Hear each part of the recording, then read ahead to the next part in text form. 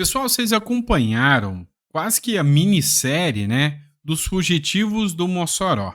Ou seja, fugitivos do presídio de segurança máxima, em que houve um gasto de quase 3 milhões de reais para recuperá-los. E eles não tinham sido pegos ou presos até agora. A Polícia Federal acabou de anunciar que foram presos os fugitivos de Mossoró, segundo matéria do jornal Metrópolis. Urgente, fugitivos do presídio de Mossoró são presos pela polícia já no Pará. As polícias federal e Polícia Rodoviária Federal prenderam na tarde dessa quinta-feira em Marabá, no Pará, os dois fugitivos da Penitenciária Federal de Mossoró, Rogério da Silva Mendonça, de 35 anos, e Davidson Cabral de Nascimento, de 33 anos. Os criminosos fugiram do Complexo de Segurança Máxima em 14 de fevereiro. As buscas duraram mais de 50 dias. E o que mais me chamou a atenção aqui foram os comentários. Eu vou ler alguns comentários que foram feitos aqui no jornal Metrópolis que eu achei interessantes. Primeiro ponto que eu vou colocar para vocês. Isso aqui escancara o quanto a polícia, a segurança pública ainda está aquém do crime organizado.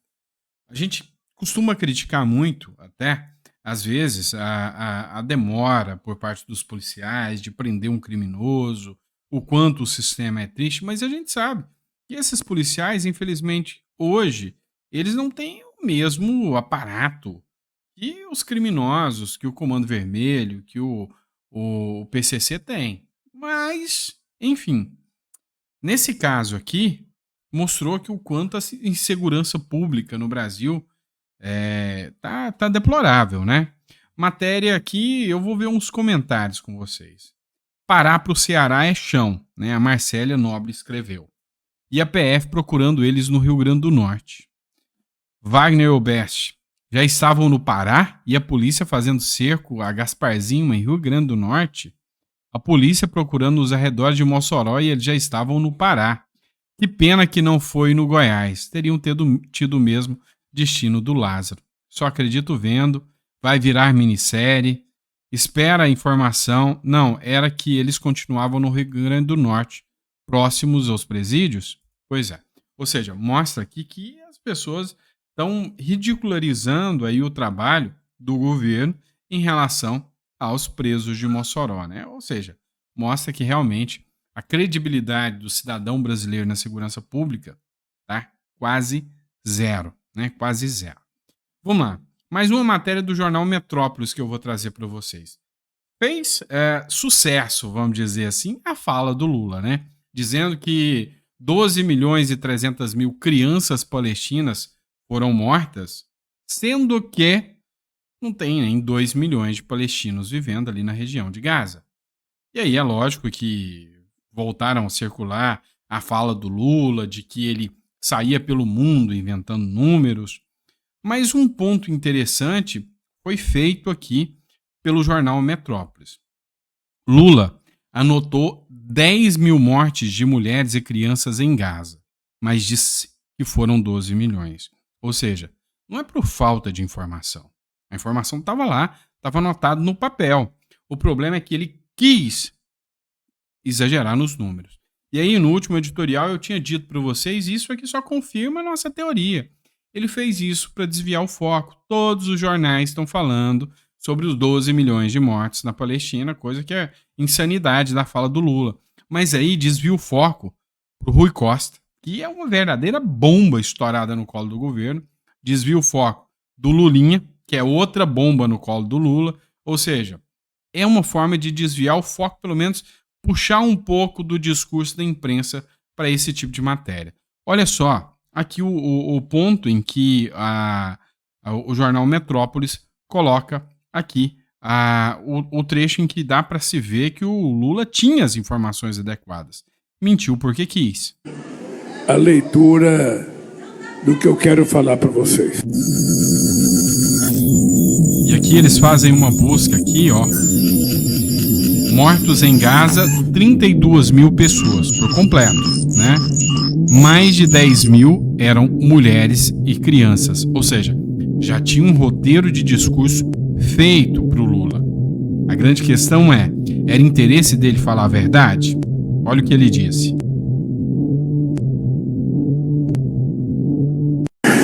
uma homenagem a quase 12 milhões e 300 mil crianças que morreram na faixa de Gaza, em Israel, bombardeada numa guerra insana. Ou seja, é a forma do Lula agir. O Lula sempre disse que inventava números, inventava informações, mas às vezes é para impressionar, às vezes é para desviar o foco, é para fazer uma verdadeira cortina de fumaça. Então, o último editorial foi nesse sentido, cortina de fumaça. Por quê? Porque ele sabia, ele tinha os números em mão e aqui o Jornal Metrópolis mostra isso. Vamos lá, outra questão que a gente precisa conversar. Maduro, né? Cada vez mais a gente começa a ver semelhanças entre as duas democracias, né? A venezuelana e a brasileira. O regime de Maduro cria lei que proíbe liberalismo econômico e conservadorismo na Venezuela. Pois é, aqui no Brasil também já é crime, pessoal. O regime da Venezuela apresentou na última terça-feira, dia 2, um projeto de lei que proíbe o liberalismo clássico e o conservadorismo, consideradas ideologias fascistas. O documento, apresentado na Assembleia Nacional da Venezuela, controlada pela ditadura chavista, é chamado de Projeto de Lei contra o Fascismo, o Neofascismo e expressões similares. O texto foi elaborado por ordem direta do ditador Nicolás Maduro e já foi aprovado em sua primeira leitura pela Assembleia Nacional. Em seu artigo 4, o documento indica como classismo, conservadorismo moral, neoliberalismo, além de todos os tipos de fobia contra esses seres humanos, são características comuns do fascismo.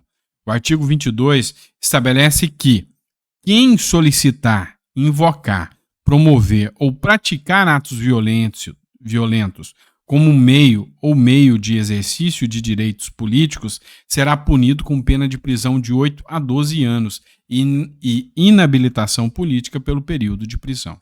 A lei contempla também a dissolução de organizações privadas, sociais ou políticas que defendem ou se baseiem no fascismo. Qualquer semelhança não é mera coincidência, infelizmente. Mas assim, uma lei como essa, que mostra o autoritarismo, diz que, olha, se você pensa diferente, eu sou liberal. Eu sou liberal na economia. Então, assim, eu acho que o Estado é um câncer. Eu acho que o Estado só suga o empreendedor. Eu acho que os impostos são mal utilizados. Eu acho que o Estado rouba o dinheiro do povo. Eu acho que quando eu vejo um ministro, enquanto governador, sendo denunciado aqui por ter pago 48 milhões para comprar respiradores enquanto o povo morria e o dinheiro sumiu, meu amigo, tem coisa errada. Não dá para falar que esses impostos foram bem gastos. Então, assim, você fazer críticas a isso, 12 anos de cadeia. É bonito? É o Brasil de hoje. Ou melhor, é a Venezuela de hoje. Mas o Brasil, eu temo que vá para esse caminho aí também. Entenderam? Então, assim, é muito tenso. A gente vê que esse discurso, sabe? E outra, você chamar o outro de fascismo é crime. A gente vê dentro do plenário deputados chamando outros deputados na cara dura de fascista, de genocida, de assassino, e nada acontece com esses deputados que falam isso, porque são da esquerda. Agora, do outro lado, vem um rapaz igual o Nicolas Ferreira e chamou o Lula de ladrão. Teve condenações, primeira, segunda, terceira instância. E aí, ele falando isso, ele é investigado. Dá para perceber o tamanho da diferença? Deu para ver o tamanho do problema que o Brasil está assim embreando também? Então, assim, fazer comparações entre os países, hoje em dia, é inevitável. É preocupante demais. Esperamos que a democracia do Brasil seja uma democracia plena, uma democracia onde todos possam ter a liberdade de expressão e não um lado mandando no outro. Afinal, quando um lado manda e impede que o outro se manifeste, é ditadura, seja de direita ou de esquerda. Tanto a esquerda tem que ter o direito de se manifestar, quanto a direita tem que ter o direito de se manifestar também. Vamos lá, mais uma matéria para vocês. Agora, da Globo. Maioria do Supremo Tribunal Federal vota para invalidar lei do Paraná que facilita porte de armas para CACs. Corte julga a primeira das 10 ações do governo Lula contra regras de estados e municípios sobre o tema. Para a Advocacia Geral da União, leis facilitam o acesso a armas de fogo e retiram a competência da União para tratar do assunto. Vamos lá, pessoal. Eu tenho uma concepção, para mim, como liberal que sou um cara muito adepto às teorias do Milton Friedman. Para quem não leu o livro Capitalismo e Liberdade, eu recomendo, pretendo fazer uma resenha sobre capitalismo e liberdade. É uma coisa que eu sempre quis fazer, eu ainda vou fazer uma resenha facilitando ali, para que você tenha um entendimento mais simples desse livro. Mas assim, eu sou totalmente a favor da descentralização dos poderes quanto à segurança pública. A gente já viu o quanto o país é ineficiente para garantir a segurança pública do seu cidadão. Você sabia que, em números gerais, o Brasil foi classificado o país mais violento pelo grupo de países da ONU? O Brasil é o país mais assassino, é o país que mais morre gente, é o mais violento. Ou seja, mostra que a centralização no Brasil foi uma falha sem precedentes. Então, a minha visão é que segurança pública, CACs, questão bélica, eram os estados que tinham que observar. E aí, quando os estados começam a avançar nesse sentido, vem o Supremo Tribunal Federal, corta as asinhas dos estados e fala: quem manda nessa república tupiniquim toda é o governo central, é o governo federal. Então, assim, é complicado você acreditar que um dia esse país vai conseguir combater a criminalidade de uma forma coerente. Não dá para acreditar que isso vai acontecer no nosso Brasil, né? Vamos lá. Outra matéria que eu trago para vocês agora, do Mais Goiás. Pois é, Bolsonaro resolveu pegar a Rota 60 e meter o pé. Saiu de Uberlândia, Minas Gerais, e foi para Goiânia. E aí já é comum, né? Já tá ficando até chato eu colocar esses vídeos para vocês, porque onde o cara vai, o povo vai atrás. Matéria do Mais Goiás, dá uma olhada aí no pedaço em que o Bolsonaro chega em Goiânia. Sendo recepcionado aqui pelo governador Caiado, por vários apoiadores. Da Assembleia, Bruno Peixoto. E aqui, deixa eu lhe apresentar, campeão mundial de MMA. Campeão mundial. Porangatu, no interior de Goiás. Porangatu, no interior. Campeão mundial. Aqui, presidente. Aqui, presidente.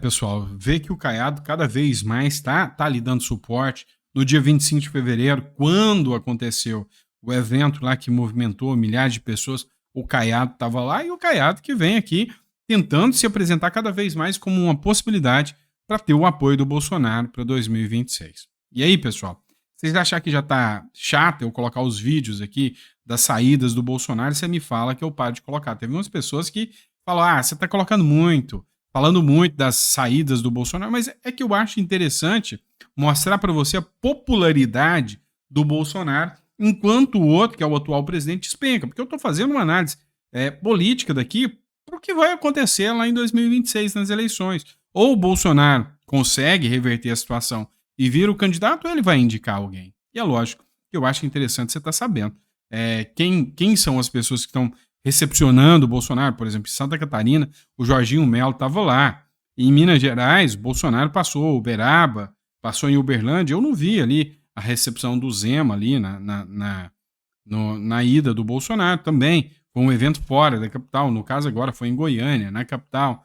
Mas enfim, a gente vai trazendo aqui para que você esteja acompanhando. E aí, na matéria do Mais Goiás, escreveram o seguinte: Jair Bolsonaro chega ao encontro do Partido Liberal e é recebido pelo governador Ronaldo Caiado e pelo presidente da Assembleia Legislativa de Goiás, Bruno Peixoto. O evento acontece no Tatersal da Elite, na Pecuária, em Goiânia, tá? Ô, meu Goiás, terra bonita demais, tá?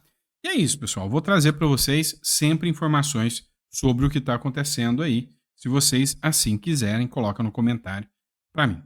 Última matéria, ou matérias que eu vou tratar com vocês, foi uma série de decisões tomadas pelo ministro Alexandre de Moraes hoje em relação militares da Polícia Militar do Distrito Federal que foram presos por suposta omissão do 8 de janeiro. E aí, acho que eu não preciso repetir de novo que há questionamentos muito grandes sobre essa situação, de que o governo federal foi poupado, que a CPI foi, terminou em pizza, que o G. Dias foi poupado. O próprio ministro da Justiça à época, Flávio Dino, que hoje é ministro do Supremo Tribunal Federal, teve o caso das câmeras de segurança, que gerou uma repercussão gigantesca, mas nós vamos tratar especificamente agora dos coronéis da PMDF. Primeira matéria da revista Oeste. 8 de janeiro, Moraes manda soltar o coronel da Polícia Militar do Distrito Federal. Então, você vai vendo os nomes aí, que foram 3 aqui. O ministro do Supremo Tribunal Federal, Alexandre de Moraes, ordenou nesta quarta-feira a soltura do coronel reformado da Polícia Militar do Distrito Federal, o Paulo José de Bezerra. O que aconteceu com o Paulo José de Bezerra? O Paulo José de Bezerra teve o pedido negado pelo Alexandre de Moraes porque ele ainda estava na ativa. Acontece que não era verdade. Ele já estava na reserva, ou seja, ele já foi afastado das atividades e ele não poderia interferir nas investigações, motivo pelo qual a defesa apresentou o argumento e falou, olha, ele não está mais na ativa. E o Alexandre de Moraes voltou atrás e liberou o coronel ali, que agora está livre. Outro coronel que teve um problemão aí foi o Marcelo Casimiro. Moraes volta atrás e manda prender de novo o coronel da PMDF pelo 8 de janeiro. 6 dias após decidir pela liberdade do coronel Marcelo Casimiro Vasconcelos Rodrigues, da Polícia Militar do Distrito Federal, o ministro Alexandre de Moraes do Supremo Tribunal Federal voltou atrás e mandou prender novamente o militar acusado de omissão diante dos atos antidemocráticos de 8 de janeiro de 2023. No caso do Marcelo Casimiro, foi o contrário. O Alexandre de Moraes mandou soltar ele porque ele não estava mais na ativa, ou seja, se ele não está dentro mais da PMDF, ele não pode interferir. Então, soltou. Só que ele não está na reserva, ele ainda está na ativa.